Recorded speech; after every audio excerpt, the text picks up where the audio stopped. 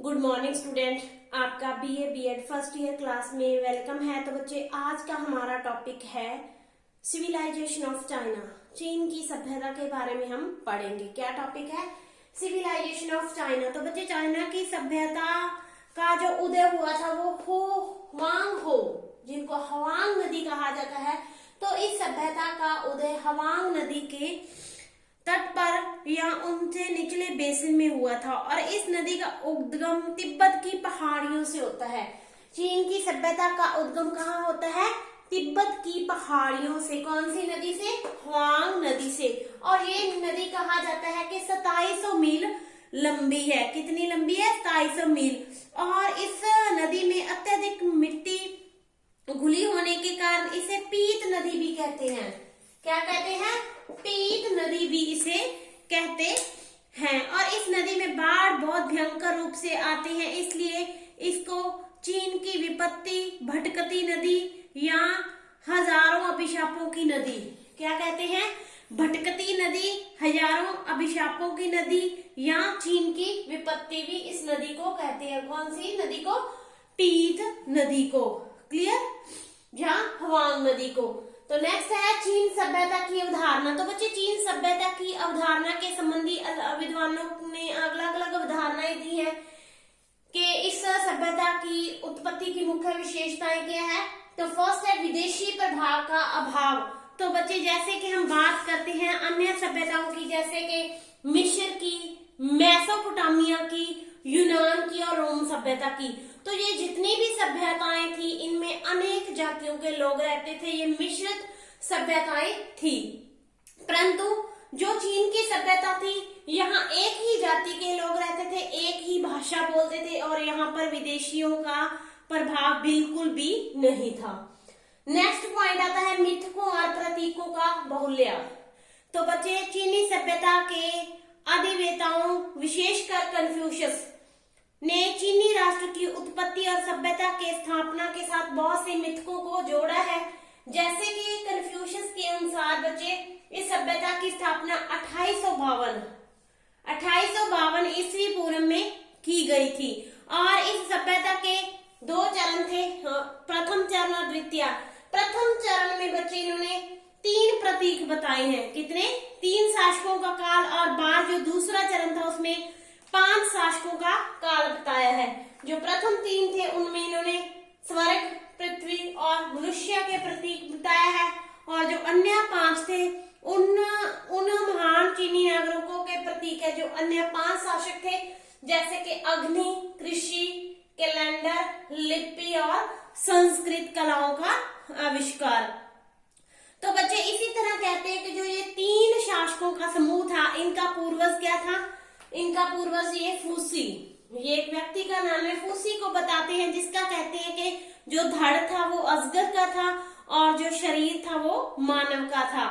तो ये एक क्या है? मिथिक है कि सृष्टि के आरंभ में जो सम्राट काओसिन था, जो चीनी सम्राट था काओसिन, उसकी पुत्री का विवाह भी एक पीएनकू, क्या? पीएनकू नाम के एक कुत्ते से हुआ था। कहा जाता है कि उस कुत्ते की मृत्यु होगी और उस कुत्ते की मृत्यु के बाद राजकुमारी के गर्भ से चीन का जन्म हुआ था। तो ये क्या था? मिथकों और प्रतीकों का बहुल्य। क्या चीनी सभ्यता के बारे में मिथकें भी प्रचलित है। नेक्स्ट आता है अंधविश्वासी और निर्दयी सभ्यता। तो बच्चे, जो चीन के लोग थे ये बहुत अंधविश्वासी थे, ये निर्दयी थे और यहाँ तक के बच्चे जो चीनी लोग थे ये मानव के प्रति भी दया की कोई भावना नहीं रखते थे और प्राणी हत्या इनके लिए एक मामूली सी बात होती थी। जो हमें इनके अवशेष मिले हैं तो उनमें राजसी कब्रों में हमें मानव के कंकाल मिले हैं कि जिनकी राजा के शव के साथ जो बलि चढ़ाई गई थी। इसी तरह बच्चे, एक राजा की कब्र में कुत्ते, घोड़े और मानव के अवशेष मिले हैं जिन्हें राजा के साथ जिंदा जलाया गया था। तो इससे स्पष्ट होता है कि जो चीनी सभ्यता थी वो क्रूर और निर्दयी सभ्यता थी, जिसमें दया और करुणा आदि भावों का अभाव था। नेक्स्ट आता है संस्कृतियों का चौमुखी विकास। तो चीनी सभ्यता में बच्चे जो संस्कृतियां थी उनका बहुमुखी विकास हो, चाहे वो चित्रकला हो, चाहे वो मूर्ति कला हो या स्थापत्य कला। तो हर तरह का कला का विकास हुआ और दूसरी ओर भाषा और लिपि की खोज हुई, धर्म और दर्शन का चिंतन हुआ और कृषि और उद्योगों का विकास भी हुआ था। यहाँ तक आपको क्लियर। नेक्स्ट बच्चे हम करते हैं चीन की भौगोलिक स्थिति के बारे में। तो इसमें 3 नदियां आएंगी। पहली है हवांग हो नदी, इसको क्या कहते हैं, इसको पीली नदी भी कहते हैं और कहा जाता है कि चीनी सभ्यता का जन्म इस नदी के निचले भाग में हुआ था। और जो बच्चे पीली नदी है ये तिब्बत की पहाड़ियों से निकलकर उत्तर की ओर बहती हुई ये अपने अंतिम छोर से पूर्व की ओर घूमकर फिर दक्षिण की ओर बहती है और फिर दोबारा पूर्व में मुड़कर ये प्रशांत महासागर में जा गिरती है। और इसमें कई सहायक नदियां भी मिलती है जिन्होंने भूमि को जगह जगह पर काट दिया था। और इस नदी ने बच्चे अपने साथ लाई गई उपजाऊ मिट्टी को या भूमि को दोनों किनारों पर इकट्ठा कर दिया था। और इस नदी की जो मिट्टी है वो बहुत उपजाऊ मानी जाती है और नदी से सिंचाई के लिए भरपूर पानी मिलता है। और कहा जाता है कि चीनी सभ्यता का जन्म इस नदी के आसपास हुआ था। दूसरी आती है यांगसी नदी। ये जो नदी है बच्चे होहुआंग नदी के दक्षिण में जो एक पर्वत है चिनलिंग पर्वत और उसके नीचे दक्षिण में ये होहुआंग नदी है।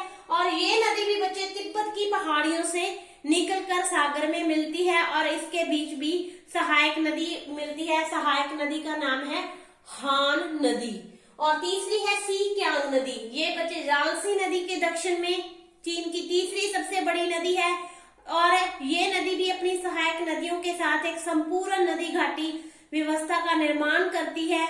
और चीन में बच्चे दक्षिण पश्चिम में एक अनुपयोगी पठार है जिसका विकास आज तक नहीं हो सका। तो ये 3 नदियां थी जो चीनी सभ्यता के जन्म के साथ संबंधित है।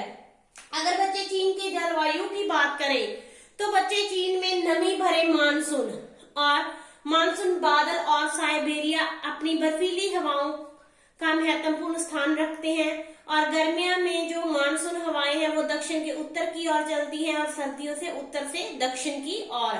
गर्मियों से क्या चलती हैं, दक्षिण से उत्तर की ओर और सर्दियों में उत्तर से दक्षिण की ओर चलती हैं। और चीनी मौसम की बात करें तो इसमें बच्चे मानसूनी मौसम में नदियों का काफी पानी आ जाता है जिससे क्या होता है कि भयंकर बाढ़ आ जाती है।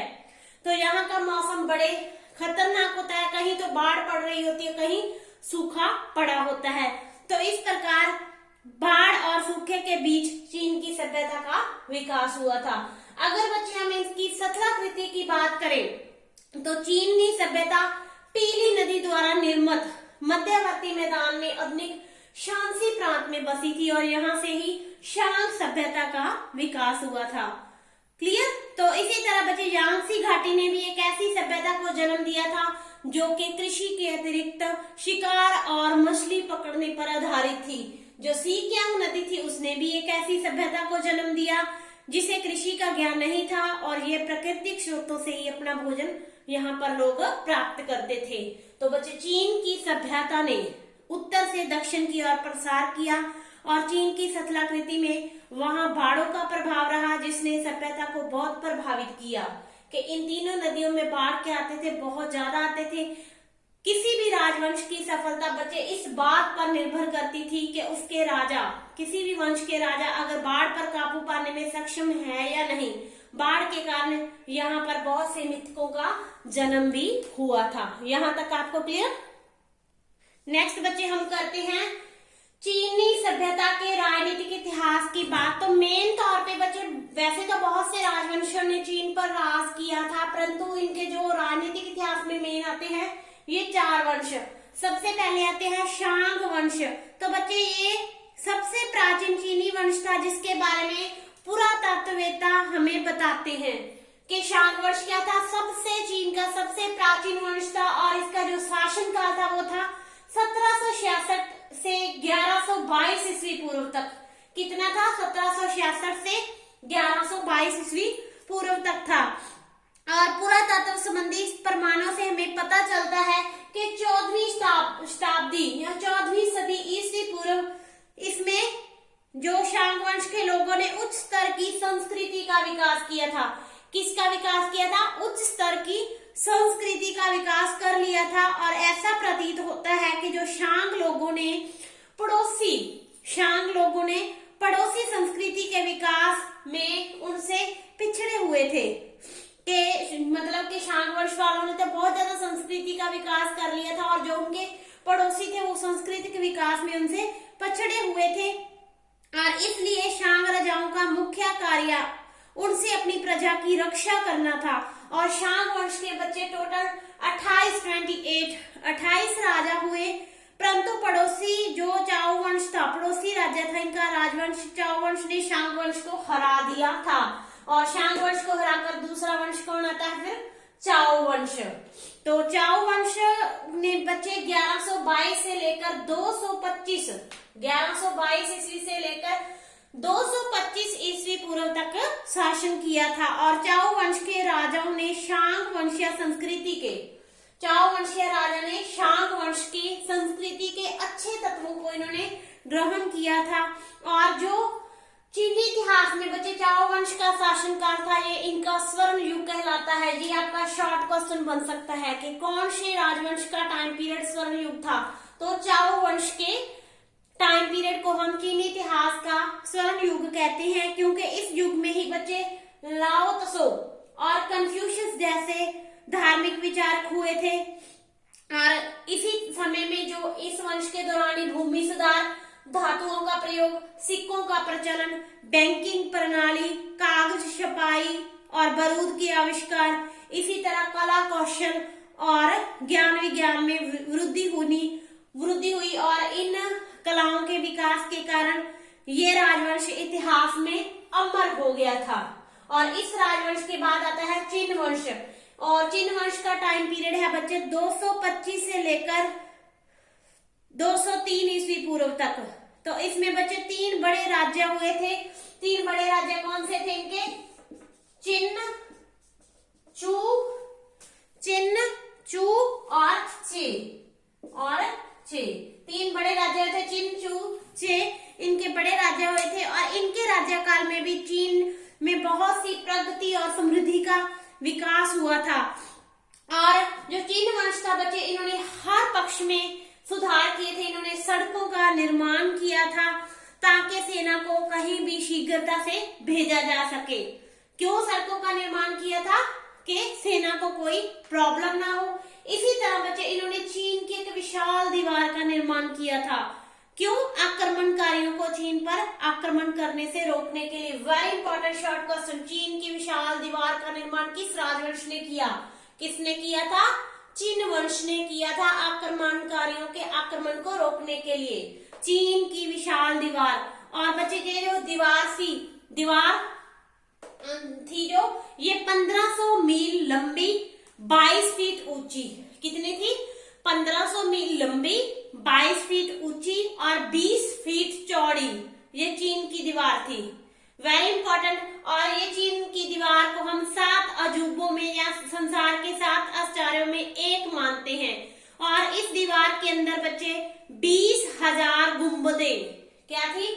20,000 गुंबदे, 23,000 स्तंभ।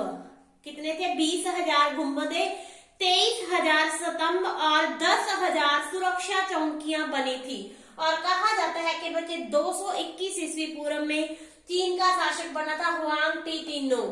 ये चीन का सम्राट बन बैठा था और इसके नाम का अर्थ था प्रथम सम्राट। और ये भी चिन वंश का एक कुशल प्रशासक और महान विजेता था। और चिन वंश के बाद आता है हान वंश। हान वंश ने बच्चे शासन किया था 203 से लेकर 203 ईस्वी पूर्व से लेकर 203 ईस्वी पूर्व से लेकर 220 ईस्वी तक। और इस वंश ने बच्चे शासन व्यवस्था को सुदृढ़ बनाया और सामंत प्रथा का अंत किया था। और विश्व में प्रथम बार प्रशासनिक सेवाओं में नियुक्ति के लिए इन्होंने प्रतियोगिता परीक्षाओं का आयोजन भी किया था। और इस वंश के काल में चीन और यूरोप, और इस राजवंश के टाइम पीरियड में ही चीन और दूसरे जो यूरोप के देश थे, यूरोप के देशों में व्यापारिक संबंधों को बढ़ाने के लिए एक नया इन्होंने व्यापारिक मार्ग खोला था जिसको बोलते हैं चीन का रेशम मार्ग। ये भी आपका शॉर्ट क्वेश्चन। रेशम मार्ग खोला था। और बच्चे हान वंश के उपरांत चीन में कई शताब्दियों तक अराजकता फैल गई थी और 618 में काओ तसे ने जो इनकी जो तांग वंश था उनकी स्थापना की और 960 में शुंग वंश के जो चाओ क्वांगचिन ने एक नए राजवंश की नींव रख डाली थी। क्लियर? तो ये था इनका राजनीतिक इतिहास। यहां तक आपको क्लियर? आज के लिए इतना ही। कल हम करेंगे इसी क्वेश्चन को next continue. Thank you so much.